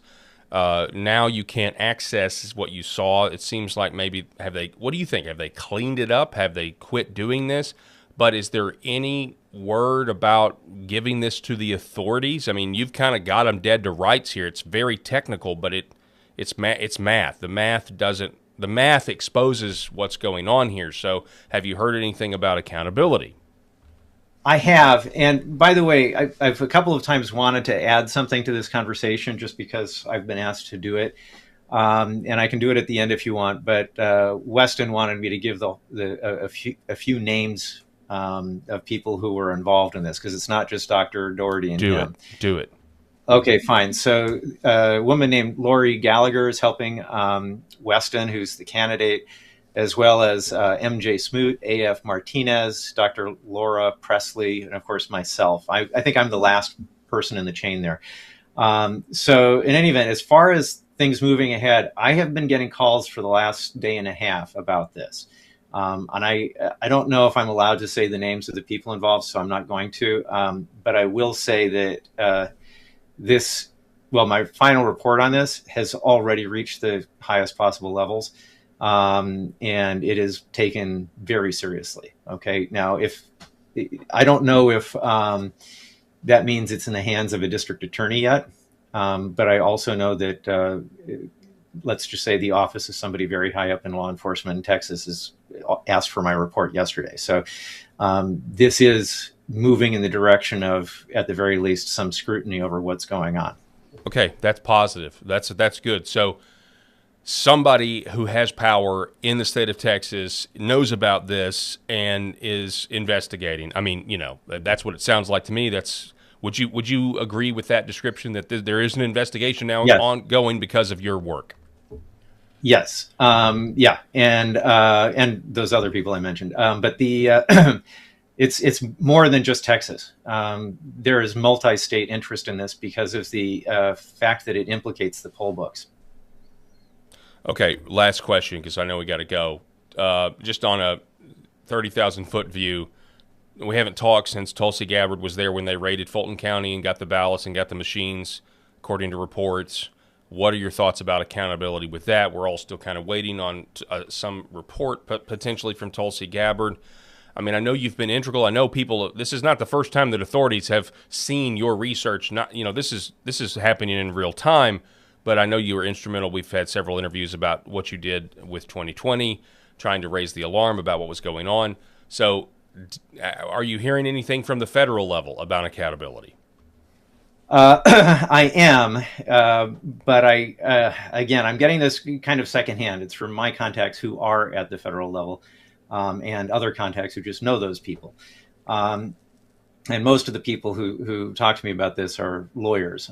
So they're kind of cagey about what they tell me and let me say to other people. But my understanding is that no matter what it looks like on the outside, they are extraordinarily serious about the election integrity issues. And they absolutely intend to crush the people who are responsible for defrauding American voters of their president in 2020. As well as other candidates in other elections. So this is not something that anyone is dropping the ball on, at least so far as I've been told. It's just that they want the cases to be absolutely solid. Now, in this case here, I really want to, absolutely thank Weston Martinez of the 21st Congressional District in Texas, because to my knowledge, this is the first time anyone involved with election integrity has captured data in real time of basically a crime in progress. And I'm saying it that way. I'm going to kind of give you a little bit of a lawyer's, what is that called? Disclaimer, right? So this is based on what I'm seeing. It looks like a crime. The records are definitely false. They are the ID numbers are definitely illegal under the standards used in Texas. They definitely replaced the names of real people. The incremented addresses combined with the strange ID numbers, those are two completely different algorithmic signatures. There's no way a single glitch or problem caused that to happen. So there's no question in my mind that a crime occurred here. And as far as it being covered up, it has been covered up because this data has been deleted and it's been replaced by what looks like normal data. So as far as I'm concerned, we most likely have somebody on video pushing the button to execute this algorithm. Wow. Because of the number of names involved, there's no way someone was sitting there tapping the button one after another for 4,000 names. It's just too time consuming. So this had to be an algorithm that generated them all at once, did whatever it was supposed to do, and then they deleted all these names and restored the original names. Now, I got the what I'm calling the restored file several days after this other file I got. But for all I know, the restoration occurred minutes after they were finished using the algorithm. Or it could have happened a couple days later, but I don't think so. Personally, I think that it happened probably on the same night they used it. And I wouldn't be surprised to discover that on the 17th, they did the same thing. It's just that I couldn't see it because they'd already deleted the evidence by then. Make sense? It does make sense, and I really appreciate it. I mean, it makes a lot of sense. Incredible. You just said that you think there's a video camera of a guy doing this. That would be incredible evidence if it does exist. And let's hope that the state of Texas does something about this. And it's always great to talk to you, Andrew. I want to remind everybody, Andrew Paquette is his name, PhD. And he is the purveyor of zarkfiles.substack.com. So if you want, you write a lot on here because, I'm a subscriber to it, Andrew. And so I see how often you're posting in the email notifications that I get. And so this is a great follow about election integrity. If you want to know the nitty-gritty and get down to the decimal point about how they're stealing this stuff, he's done a great job of it here, and he's done a bunch of great work in his previous posts. So, Dr. Paquette, thank you so much, and I hope you have a blessed weekend, sir. Thank you very much, and the same to you. Have a good night. Yes, absolutely. Folks, we're going to be back here in just a minute. Behind every precious life, there was a choice. Behind every family moment, behind every special memory, there was a choice. A life of joy. A life that is beautifully and wonderfully made. At 7 Weeks Coffee, we are funding the pro-life movement, one cup at a time. Will you let your coffee serve a greater purpose?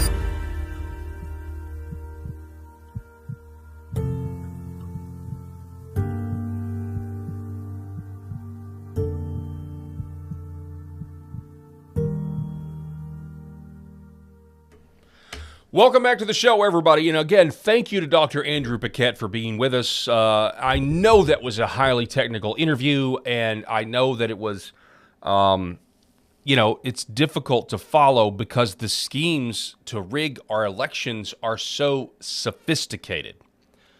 Our enemy is sophisticated. Our enemy has so many different ways to steal our elections, a lot of different ways. I believe that.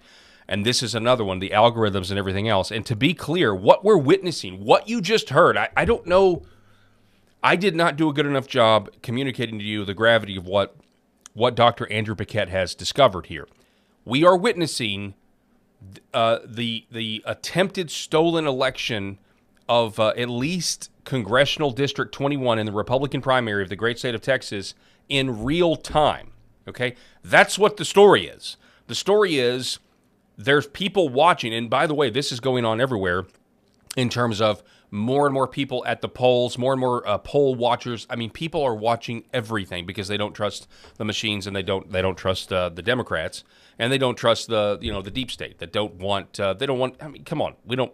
Who do you think the Intel oligarchy, the rogue Intel oligarchy? Who do you think they want? Do you think they want Ken Paxton, or do you think they want John Cornyn? I mean, come on.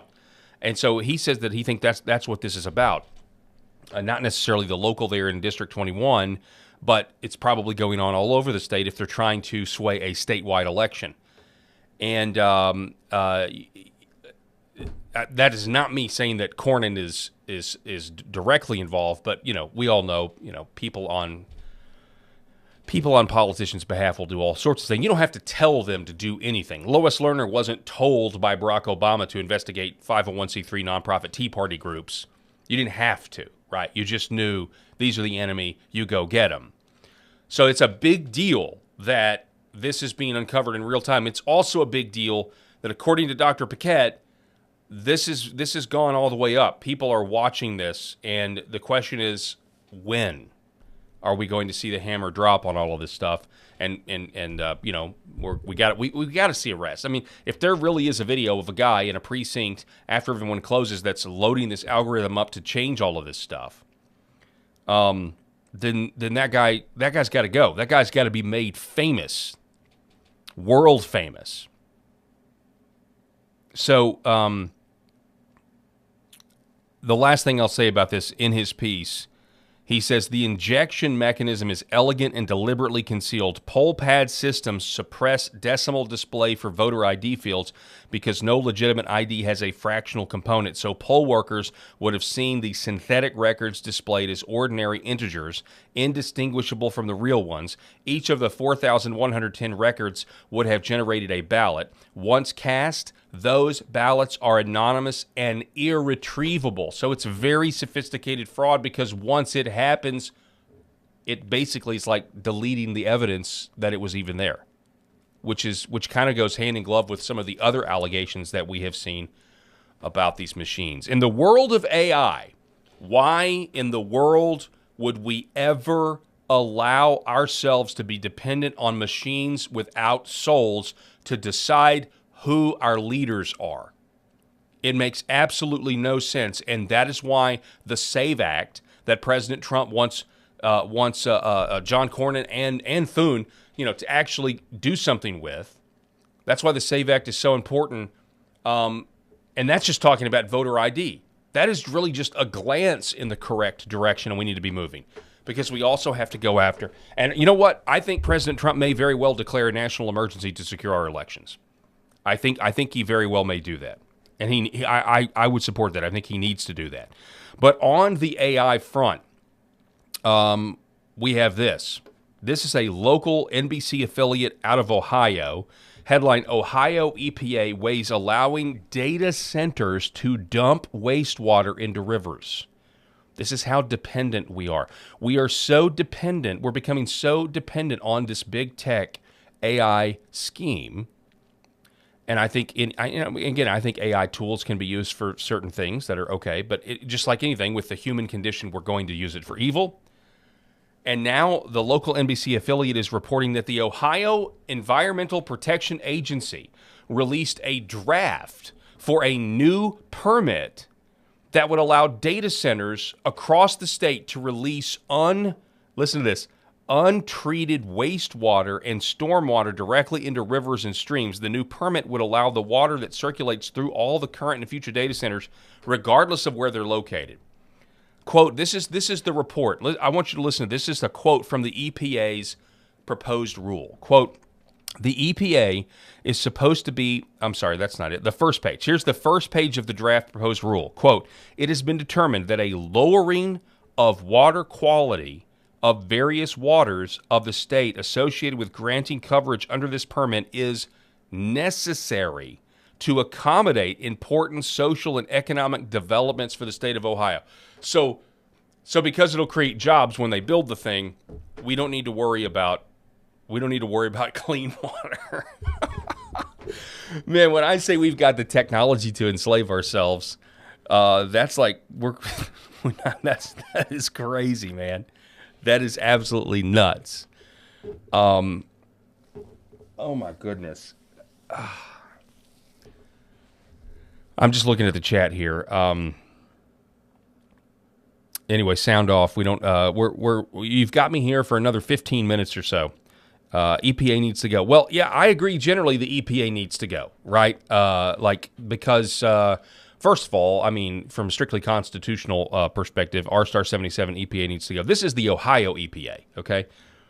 Oh, hang on a second. Let me make sure that that's right, and it's not just the actual Environmental Protection Agency. No, it's the Ohio Environmental Protection Agency. Yeah, so it's the Ohio regulators that are essentially saying because you're going to build. I mean, come on, let's think about this.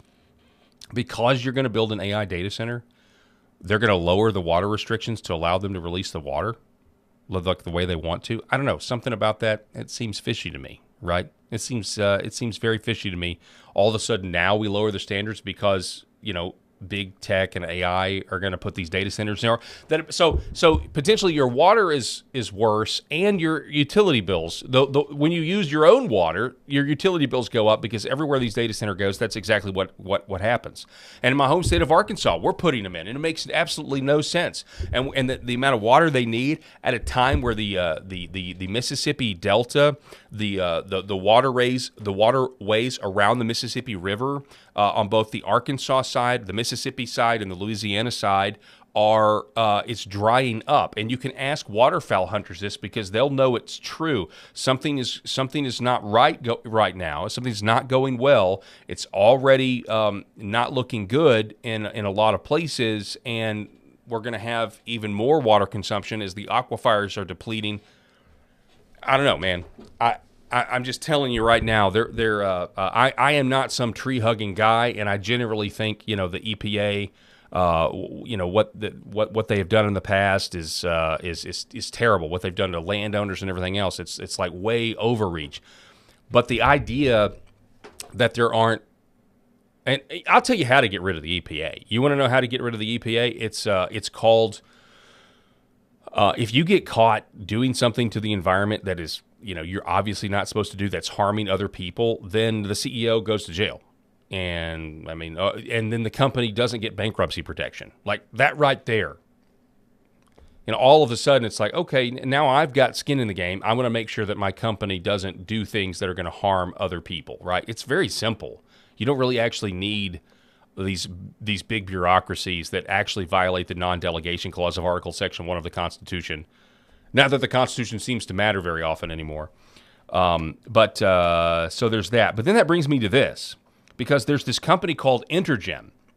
And Intergem just came out with this AI-generated ad of old Elon Musk, and it's an advertisement for Intergem. Intergem is they make exercise equipment that generates power, which I know this stuff has been around for a while, but it's just it's creepy, right? It's like borderline Matrix type stuff, where it's like, all of this done to turn the human being into a battery.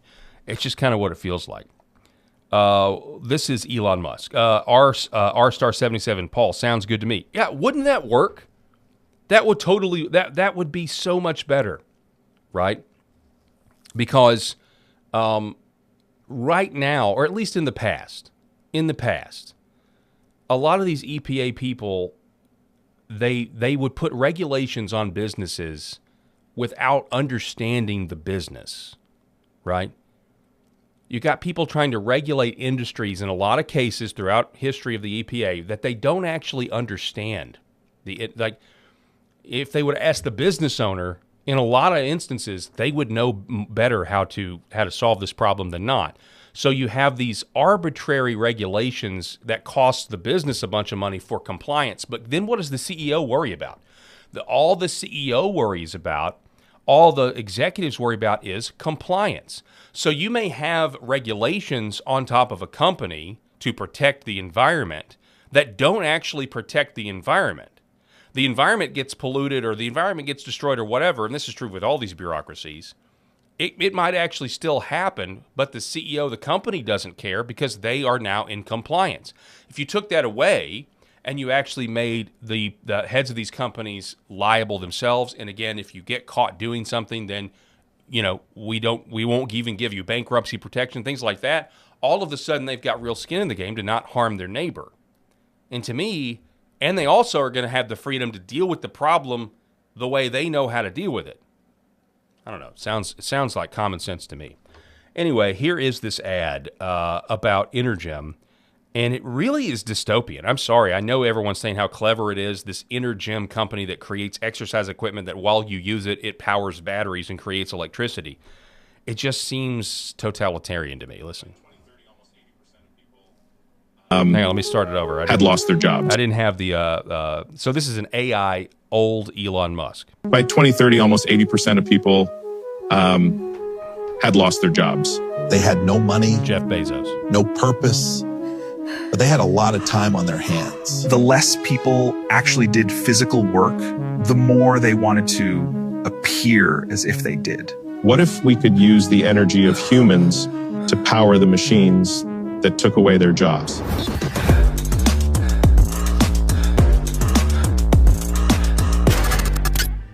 Energem solved our need for energy and your need for purpose.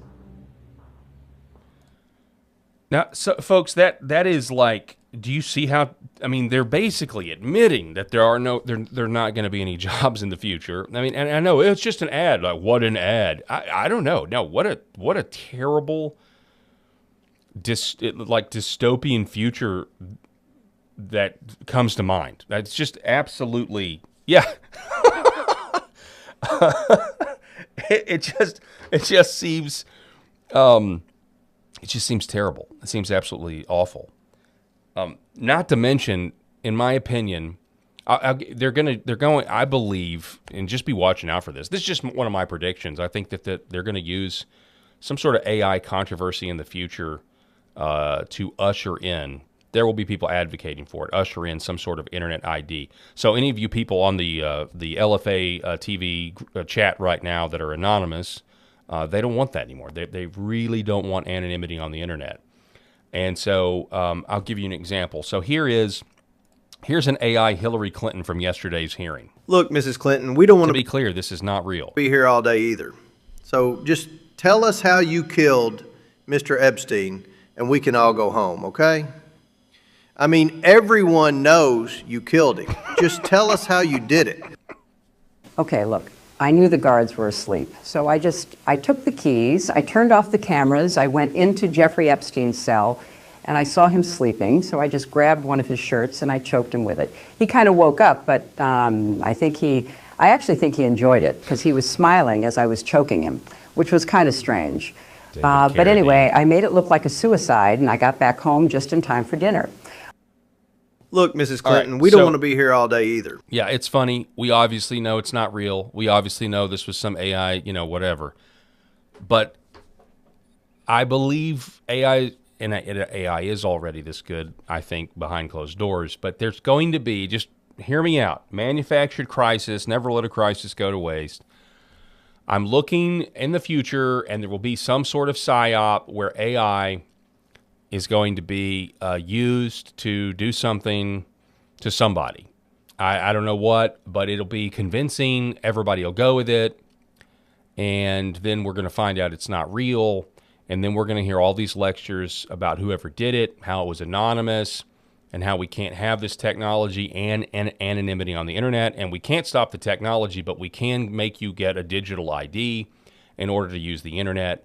And I'm just warning you, just, I don't know, make a note of it. If it happens, you heard it here first. Probably somebody else somewhere has already said this. I don't know who. I'm not taking, this is just my opinion. I think that is a potential psyop that we have to worry about in the future. Just beware of that. And when it comes to AI, just in general, and how we're to the point where we are not sure if we can believe our own eyes. So I have so the Paul Harrell program, has a TikTok as one of our social media options, right?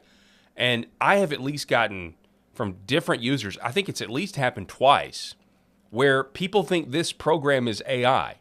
They say, this is AI. And I'm like, wow. So people are already to the point where they can't believe their own eyes, and they're worried that they can't believe their own eyes. And yet, we still have people who are okay with electronic voting machines deciding who and how we pick our leaders, deciding who our leaders are and how we pick our leaders. And it's not that you can't steal an election with paper ballots, but there is going, the AI is getting to such a place that there is going to be what I call the rise of the neo-Amish. It's going to get to a point where those of us who just can't do it anymore and reject the next big leap, the next big technological advancement, we're going to be looked at the way we look at the Amish today. And we're going to be, maybe we'll be called the neo-Amish. I don't know, but I keep harping on this, that it's going to be a thing, but it's going to be based, it'll be an incredible opportunity, by the way, for Christians. But it's going to be based on people's desire to know the person they're interacting with has a soul and was made in the image of God, not these soulless machines. That's where this desire is going to come from. And in that vein, somebody counting ballots with maybe a camera above them, recording it the way they did in my one county here in Arkansas, yes, you could still steal it, but at least if you're going to steal an election, it's a person with a soul that did it, not some group of people in a computer lab in Serbia or wherever. So it makes absolutely no sense. Okay, so let's see. Go Away says, yes, Mike Lindell has called to go Amish with our election system for a while now. Oh, okay. Well, I didn't know Mike did that. By the way, if you ever want to buy a MyPillow, you can use my promo code PH and PH, and you can save some money on that. Just FYI. Yeah. Let's see. We have Helm 68. PT Helm 68 says, we will start to regret a lot of things as AI. I completely agree. So, Log 23. Hey, Paul, have you ever been to Oregon? No, I have never been to Oregon. I have never been to Oregon ever. No, I have not. Matter of fact, I mean, there's a lot of stuff. I mean, like I said, I was born in Arkansas, raised in Arkansas. I've never lived anywhere else. I definitely haven't been to all 50 states. I've been to obviously the ones that been to all of the states that touch Arkansas. I've done that. But no, I have not been to Oregon. I guess I've been to Los Angeles before. So I've been to California, but I've never gone north of Los Angeles. So I'm not a very well-traveled person. Not a very well-traveled person, if you will. And I kind of like it that way. I like it at the Shire. I like it where I am. I really do. All right, let's see here. Am I running out of time? No. Okay. Well, yeah, I am running out of time, but I kind of freaked out there because I went over the first day, and I don't want to make sure that I do that. Okay. Yeah. Before we go, though, we have some other stuff. Huge developments. We don't even have time for this story. We'll have to save this for Monday. I know it was already covered, I think, earlier today on LFA TV. Kristi Noem detailing the deep state having a secret skiff and a bill. She's been on the job for a year, and yet you have a secret skiff that they just discovered. One employee was thankfully inquisitive about it, talking about she caught people spying on her with the help of Elon Musk. She caught them spying on her, that the secret software had been downloaded by her phone or on her phone and on other employees of the politicals. So yeah, the deep state surely is real. There's no doubt about it. Lastly, and by the way, happy Friday to everybody out there. Have any of you guys ever wondered what the beginning of the Lion King soundtrack actually means? Yeah, I can do it. Do it. So Ready? you sing it like Ingonyama. Say it again. What does it mean? It means, look, there's a lion. Oh my God. You're joking. That is not what that means. That is not what that means. Well, it certainly wasn't Einstein's E equals MC square equation. Look how they're so dejected. It wasn't some philosophical, something that would make Aristotle blush. No, it's just, oh my God, look, there's a lion. Anyway, folks, thank you so much for being such a gracious audience. We really do appreciate it. That's pretty much all the time that I have. It is also Friday, so have a great weekend. And this is where I will always try to remind you, if you don't go to church, go to church. Find a church that preaches the death, burial, resurrection of Jesus Christ and his mighty ability to save sinners. And if you do go to church, I pray you'll have a blessed Lord's Day. I'm going to hand it off to the next host here on LFA TV, and I will see you guys Monday at 5 Eastern. God bless.